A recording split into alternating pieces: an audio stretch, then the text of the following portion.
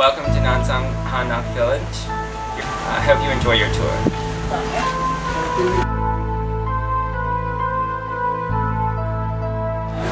Visitors to Nansang Hanok Village have many opportunities to explore or experience Korean culture. One of those ways being a Taekwondo performance held every Wednesday and Saturday at the park. These performances are actually held in front of Cheonmugang, which was once a summer resort during the Joseon Dynasty.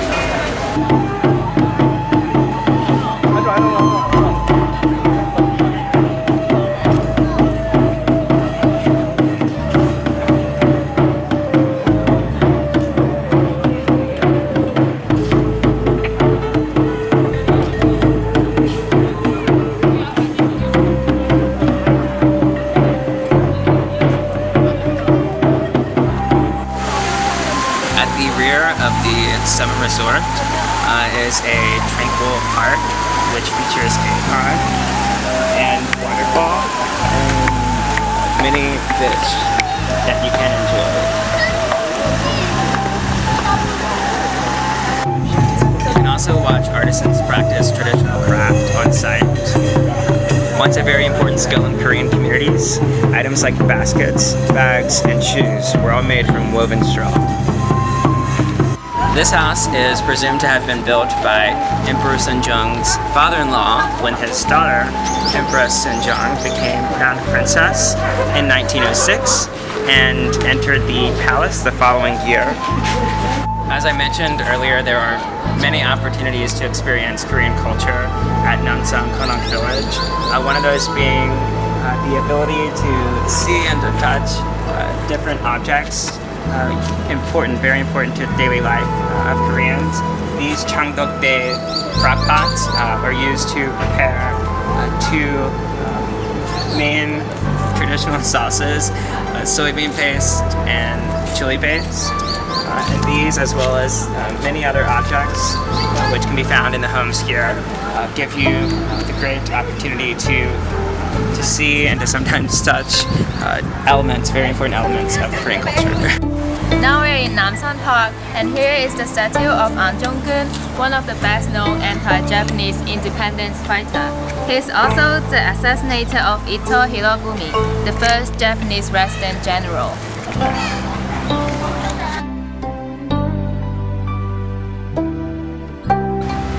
As you may know, this place is now dedicated to the Memorial Hall of An Jong-geun. However, do you know that there is a very distinct use and significance during the colonial period?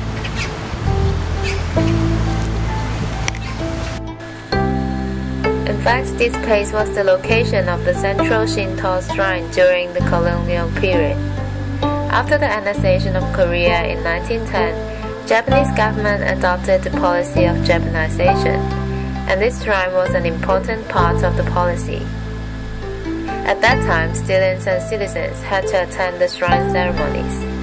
Patriotic rites associated to the ancestors of the imperial family of Japan were performed, and therefore the shrine, as known as Chosun Jingu, was a symbol of the Japanese colonial domination of Korea.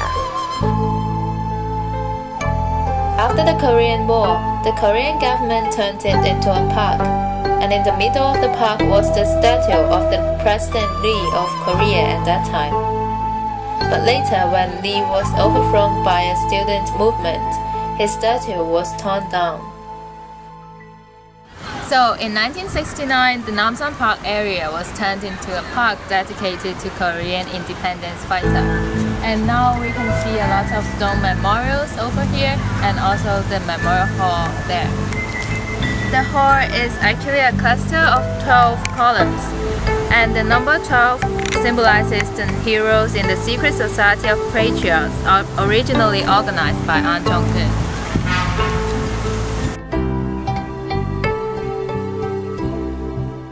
Welcome to the Bank of Korea in operation from 1912 to 1950. Let's go inside. Now we're inside the Bank of Korea. It was established in 1912 by the Japanese Empire, and this bank was in charge of issuing the Korean managing international trade with the Japanese Empire, and it regulated money flows. And up until 1950, it was the central bank, but then it was dissolved in 1950 to the new Bank of Korea. One of the exhibits that the museum holds is the history of money in Korea. So it starts off from prehistoric money that they used. And here are some old Chinese currency that was imported and used. And then this here is the first example of Korean currency that was established during the Goryeo period. And then if you walk over here,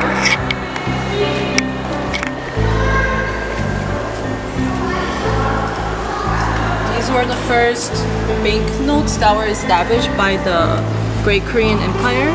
But then that system ultimately failed, and the currency system was unsuccessful.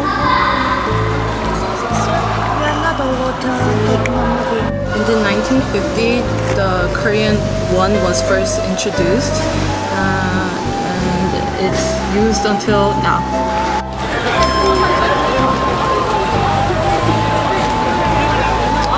Namdaemun Sijang was established in 1414 by King Taejong, and it was the central market for rice and clothes ever since 1622, and it's been running up until now. And during the Japanese occupation in 1922, it was transferred over to the Japanese government, and a lot of it was shut down. But it was rebuilt in 1945 after Korea got its independence.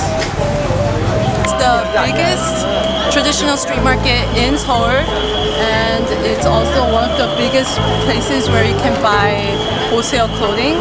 And Namdaemun also sells a lot of many different things, and it's just the all-you-can-go place for you to buy anything you want.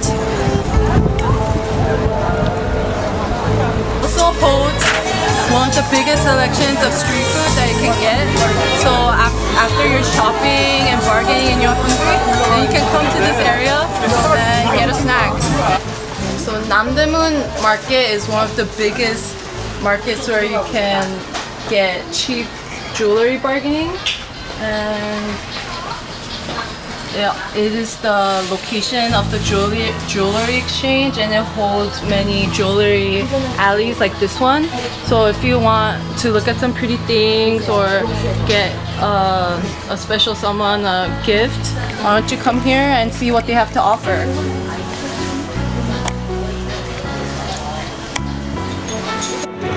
Thank you for following our tour of the Namsan area. I hope you learned a lot about this area. Yeah, and please come and experience it yourself.